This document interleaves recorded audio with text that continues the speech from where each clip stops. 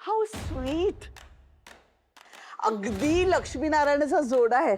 माझीच नको नजर लागायला बाई. तुम्हाला बघून ना माझे डोळेच भरून आले.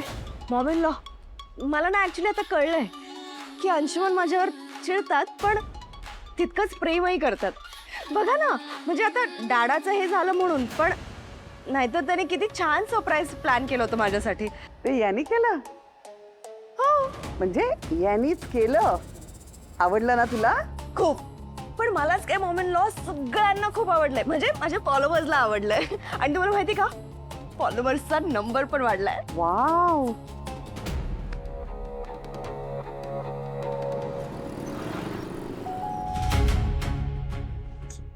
स्वानंदी मॅडम, काय झालं?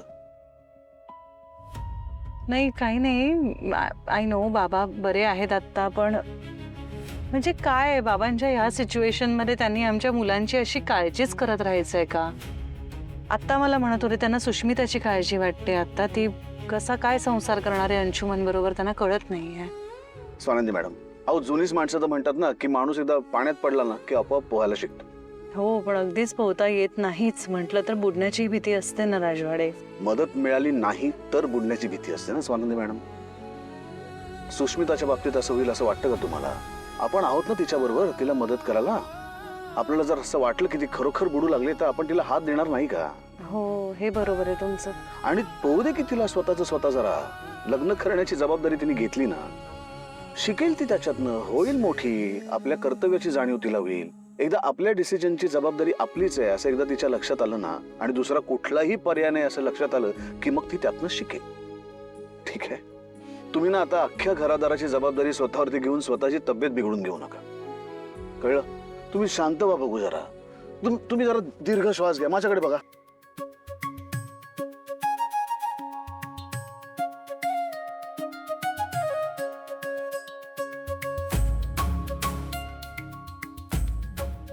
शांत व्हा, शांत.